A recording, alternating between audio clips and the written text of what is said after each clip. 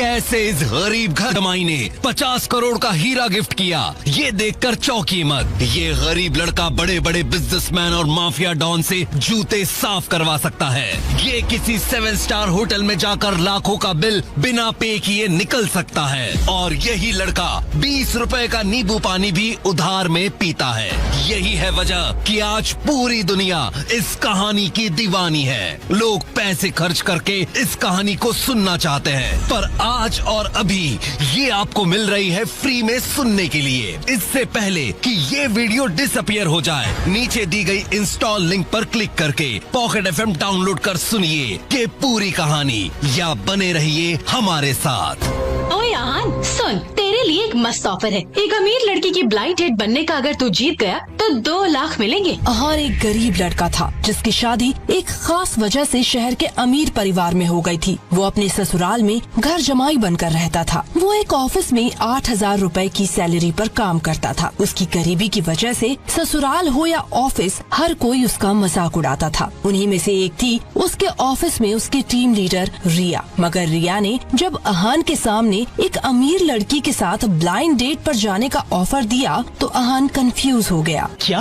मगर क्यों? तुम जानती हो ना मैं शादीशुदा हूँ। मैं क्यों जाऊँ ब्लाइंड डेट के लिए? तुम गरीबों की यही प्रॉब्लम होती है, कुछ समझते ही नहीं। अरे बेहद अमीर औरत ने अपनी बेटी के लिए कॉन्टेस्ट रखा है जिसमें कोई भी जा सकता है, शादीशुदा या कुंवारा। और मैं चाहती हूँ तुम वहाँ जाओ, क्योंकि अगर तुम जीत गए तो तुम्हारी मदद से हमारी कंपनी को एक बड़ा कॉन्ट्रैक्ट मिल सकता है। और अगर ऐसा हो गया तो मैं तुम्हारी सैलरी 8,000 से 80,000 कर दूंगी। फिर तुम ये जिल्लत की जिंदगी और अपने ससुराल को छोड़ अपने किराए के फ्लैट में इज्जत की जिंदगी जी सकते हो। तो तुमसे जितना कहा जाता है उतना करो, ज्यादा क्यों, कब, कैसे करने की जरूरत नहीं है, समझे? आहान के जवाब का इंतजार किए बिना ही रिया ने आहान से थोड़ी दूर जाकर अपने फोन से कॉल किया। मुझे ब्लाइंड डेट इवेंट के लिए एक सुपर डुपर लूजर फटीचर लड़का मिल गया है। उसे मैंने सैलरी हाइक और प्रमोशन का चूरन दे दिया है। अब वो करोड़ों का कॉन्ट्रैक्ट हमें मिलेगा। अरे नहीं, तू उसकी टेंशन मत ले, उसे पता ही नहीं चलेगा कि हम उसके साथ क्या करने वाले हैं। मैं उसे लेकर वेन्यू पर आ रही हूँ, आज बहुत मजा आने वाला है। इतना कहकर रिया ने फोन रख दिया और आहान को लेकर ब्लाइंड डेट के वेन्यू पर पहुँच गयी। वेन्यू पर जाते ही उसे एक लड़की मिली जिसने रिया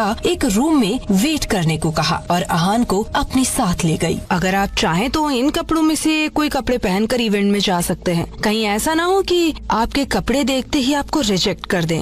नहीं, कपड़े चेंज करने की जरूरत नहीं है, मैं अंदर ऐसे ही जाऊंगा। एज यू विश, पर अंदर जाने के लिए पहले फेस पर ये मास्क लगा लीजिए। ब्लाइंड डेट के लिए आए हर लड़के को ये मास्क लगाकर जाना है। और हाँ, इस ब्लाइंड डेट में वही जीतेगा जो इसका गिफ्ट हमारी गेस्ट को सबसे ज्यादा पसंद आएगा। इतना कहकर वो लड़की आहान को एक मास्क देकर चली गई। आहान को कुछ समझ नहीं आ रहा था तो चुपचाप मास्क लगाकर अपनी बारी का इंतजार करने लगा। तभी आहान का नंबर अनाउंस हुआ। कंटेस्टेंट नंबर 7 प्लीज आइए। 3-4 बार अनाउंस करने के बाद भी आहान नहीं आया तो रिया आहान को ढूंढने कमरे में गई। अरे कहाँ गया? अभी यहीं पर तो था। तभी आहान वॉशरूम से बाहर निकला। रिया को उस पर नजर पड़ते ही उसने उसे झिड़कते हुए कहा, ओए फटीचर, जल्दी जा बाहर, तेरा इंतजार हो रहा है। जैसा कहा है वैसा ही करना। रिया की बात सुनकर आहान स्टेज पर पहुंचा। उसके सामने एक आकर्षक फिगर की बेहद महंगी ड्रेस पहने एक लड़की खड़ी थी। उस लड़की ने भी एक मास्क लगाया हुआ था। इयो, तुम यहाँ क्या काम करने वाले हो? इससे महंगे कपड़े तो मेरे घर के नौकर पहनते हैं, पर रूल है तो मुझे तुमसे गिफ्ट लेना पड़ेगा और उसी के बाद मैं तुम्हें रिजेक्ट करूंगी। उस लड़की की बात सुनकर आहान ने कहा, सॉरी, मुझे गिफ्ट लाने के बारे में पता नहीं था, पर आप चिंता मत करो, मैंने गिफ्ट लाने को किसी को भेजा है, बस अभी आता होगा। ना ढंग के कपड़े ना कोई गिफ्ट, तुम्हें किसने भेजा इस ब्लाइंड डेट पे? ये अमीरों का खेल है, तुम जैसे भिखारी फटीचरों का नहीं। चलो निकलो यहाँ से। शनाया की बात सुनकर वहाँ आहान चुपचाप निकल गया। इस इवेंट में देव मल्होत्रा भी आया था और उसने तोहफे में 50 लाख की अंगूठी दी थी। ब्लाइंड डेट इवेंट में 50 लाख की रिंग गिफ्ट करने वाले देव मल्होत्रा को हमारी खास मेहमान के साथ डेट पर जाने का इनाम मिलता है। और अब हमारी खास मेहमान अपने चेहरे से मास्क हटाकर देव मल्होत्रा के हाथ से रिंग पहनेगी। इवेंट खत्म होने में 5 मिनट बचे थे। देव मल्होत्रा अपने चेहरे से मास्क हटा अंगूठी लेकर स्टेज पर चढ़ा। तभी कुछ ऐसा हुआ कि सब चौंक गए। रुको, अभी एक कंटेस्टेंट का तोहफा आना बाकी है, वो देखने के बाद ही विनर की घोषणा होगी। इतना कहकर काले रंग का सूट पहने एक आदमी स्टेज पर चढ़ा और उसने बेहद खूबसूरत बॉक्स खोलकर कहा, मैडम, हमारे बॉस की तरफ से आपके लिए गिफ्ट। उन्हें किसी वजह से जल्दी जाना पड़ा। जैसे ही बॉक्स खुला, उसके अंदर रखे सामान को देख शनाया और देव मल्होत्रा के साथ साथ हर अमीर गेस्ट आश्चर्यचकित रह गए। ये तो महारानी सावित्री देवी के पर्सनल कलेक्शन का सबसे महंगा हीरा है। कल ही इसे किसी ने नीलामी में 50 करोड़ में खरीदा था। This is impossible. कहीं ये तोहफा उस फटीचर का तो नहीं? मैडम, आप जिसे लूजर फटीचर कह रही हैं, वो यहाँ खड़े खड़े इस पूरे हॉल में मौजूद हर अमीर आदमी का बिजनेस और ये पूरा शहर खरीद सकता है। शनाया कुछ बोल पाती उससे पहले ही स्टेज पर खड़ी लड़की बोल पड़ी, ये तो कमाल हो गया। इस 50 करोड़ के हीरे के सामने देव मल्होत्रा की 50 लाख की अंगूठी चिल्लर लग रही है। इसका मतलब ये कि इस ब्लाइंड डेट के विनर देव मल्होत्रा नहीं बल्कि 50 करोड़ का नायाब हीरा गिफ्ट करने वाले आहान रायजादा हैं। कहाँ से आया आहान के पास 50 करोड़ का हीरा? आखिर 8,000 की नौकरी करने वाला फटीचर गरीब आहान पूरा शहर कैसे खरीद सकता है? अगर आहान इतना अमीर है तो गरीबी और ससुराल में बेइज्जत होकर जिंदगी क्यों गुजार रहा है? क्या है आहान की असलियत और शनाया अब क्या करेगी? जानने के लिए सुनते हैं इस दिलचस्प कहानी का अगला हिस्सा। शनाया के दिमाग में हजारों सवाल उठ रहे थे, पर आहान तो वहाँ से पहले ही जा चुका था। शनाया ने आहान को फोन लगाया।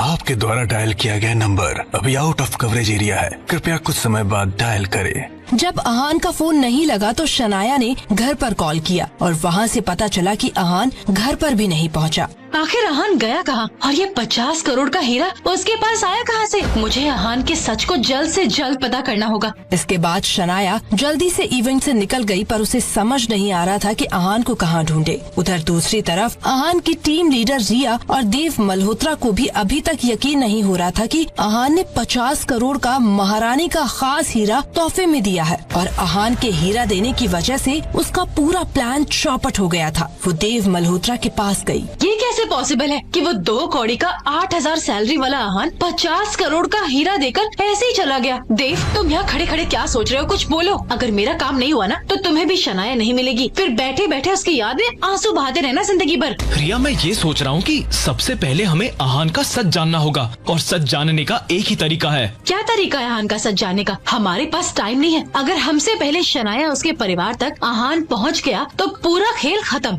रिया की बात सुनकर देव ने जो कहा वो सुन रिया भी चौंक गई थी। आहान कभी आसानी से कुछ नहीं बताएगा। अगर वो इतना अमीर है तो इस तरह गरीबी और जिल्लत की जिंदगी क्यों जी रहा है? इस सवाल का जवाब तभी मिलेगा जब आहान के नाम की सुपारी शहर के सबसे बड़े गुंडे को हम देंगे। ये बात जैसे ही रिया ने सुनी तो वो एक बार को हैरान रह गई, पर उसके बाद उसने भी देव का साथ देने का डिसीजन लिया। रिया, आहान कहाँ गायब हो जाएगा किसी को पता नहीं चलेगा। प्लान तो तुम्हारा बहुत अच्छा है देव, पर मेरी इच्छा है कि मैं भी आहान को टॉर्चर होते हुए देखना चाहती हूँ। रिया के इतना कहते ही देव ने अपनी जेब से एक दूसरा फोन निकाला और बहुत बड़े गुंडे विक्की को आहान को उठाने की सुपारी दी। विक्की भाई, एक लड़के की डिटेल व्हाट्सएप की है, उसे उठाकर सीक्रेट लोकेशन पर ले आना। 1 करोड़ एडवांस भेज रहा हूँ, बाकी 1 करोड़ काम होने के बाद। विक्की भाई के लोग पूरे शहर में फैले हुए थे और वो लोग आहान को हर जगह ढूंढने लगे।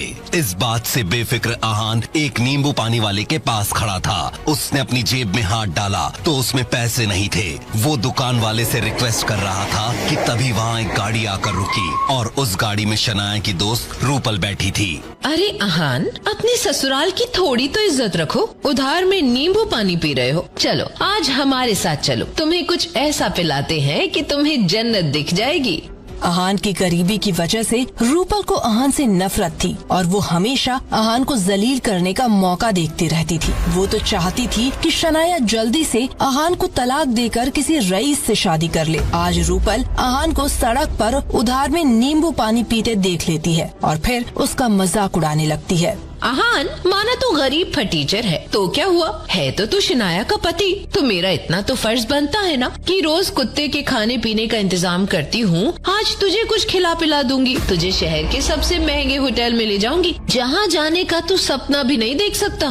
रूपल की बात सुनकर अहान गाड़ी में बैठ गया, पर अहान को जरा भी अंदाजा नहीं था कि वहाँ कितना बड़ा झटका उसका इंतजार कर रहा है। होटल में प्रेम पहले से ही मौजूद था। प्रेम मेयर का बेटा था और पहले भी अहान को सबके सामने जलील कर चुका था। रूपल, ये लूजर अहान क्या क्या कर रहा है तुम्हारे साथ? आज कुत्तों की जगह इसे खाना खिलाने वाली हो क्या?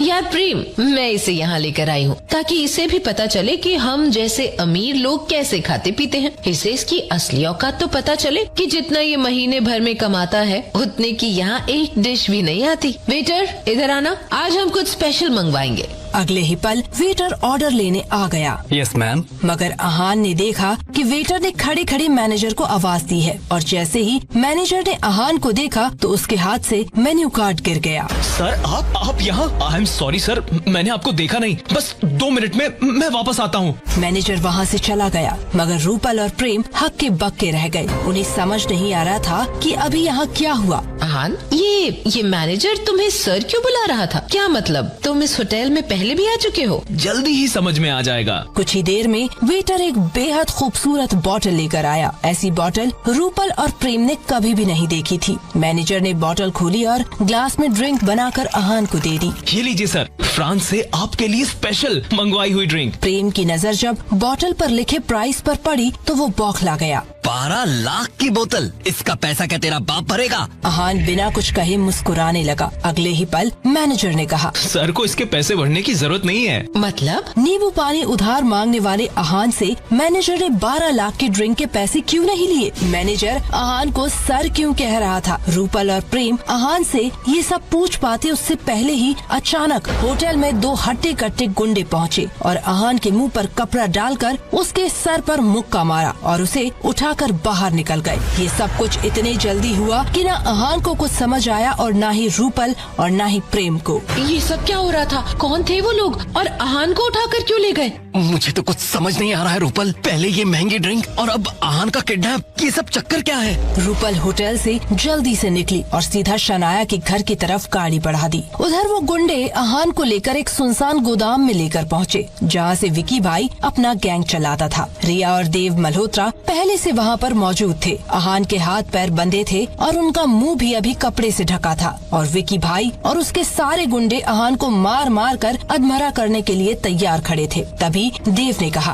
विक्की भाई जरा चेहरे से कपड़ा हटाना, मुझे इससे कुछ सवाल करने हैं। अगर ये सवाल का जवाब ना दे तो इसे मारना शुरू कर देना।